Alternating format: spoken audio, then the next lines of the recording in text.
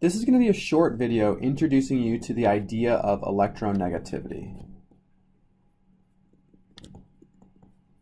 Okay, and electronegativity we're going to see is a really important concept in a couple of days. But for right now, let's quickly define it and then talk about how we can use it as a guiding principle when we are drawing our Lewis structures. So electronegativity is the ability of an atom to attract electrons in a covalent bond. Okay, so it's really similar to the idea of electron affinity. Okay, but now we're thinking about the atom in the context of a covalent bond. And the reality is the trend in electronegativity mirrors the trend in electron affinity. Things that have really high electron affinities tend to have really high electronegativities. Okay, and the reason this is really useful when you're drawing Lewis structures is that it can be a guiding principle to help you figure out which atom goes kind of like on the outside of a structure and which atom we consider central. Okay, and just to quickly define what we mean by this.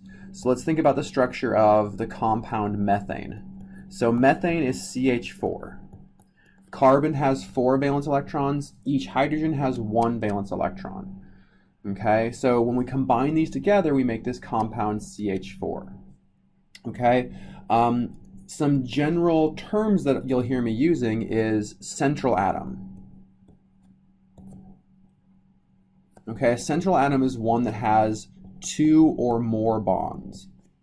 So 2 or more atoms that it's bonded to.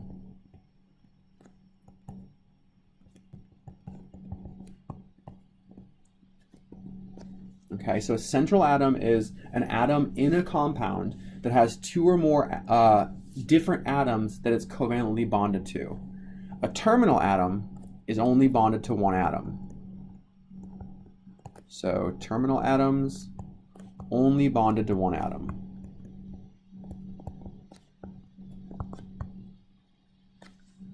Okay, so the general rule of thumb, and I say general because this is not absolutely true. The general rule of thumb is that the more electronegative atom goes to the outside. So terminal atoms tend to be really electronegative, while central atoms tend to have a lower electronegativity. Okay, we're going to see in a couple of videos that this general rule can be broken in certain situations. But for now, when you're just kind of learning how to position atoms in compounds, use this rule as a general guide. Okay, so let's switch to our periodic table so that we can figure out exactly how we can figure out electronegativity values. All right, so here on our periodic table, this is the periodic table that we're using for this class. You'll see that it actually gives you electronegativity values, right? So in the bottom right corner of each elemental block, there is an electronegativity value. So we see boron is 2, carbon is 2.5, nitrogen is 3, oxygen is 3.5, fluorine is 4. Okay, so we see these values. The larger the value, the larger the electronegativity. That means this atom is more electronegative. So fluorine is our most electronegative atom.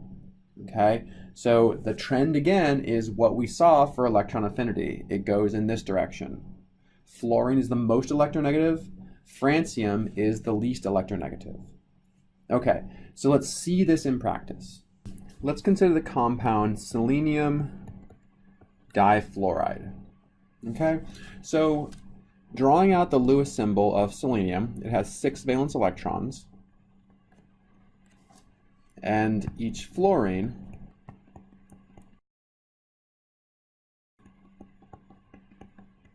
okay, so in this case, it might be pretty easy to spot that selenium needs to make 2 pairs while each fluorine needs to make only 1, but let's use our rules of electronegativity to guide the fact that selenium's in the middle.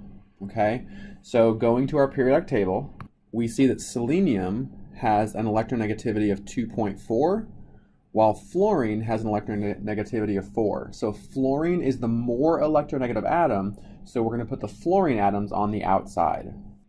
Okay, so when we arrange these atoms, we have selenium in the middle and the 2 fluorines on the outside. So selenium is central, fluorines are terminal.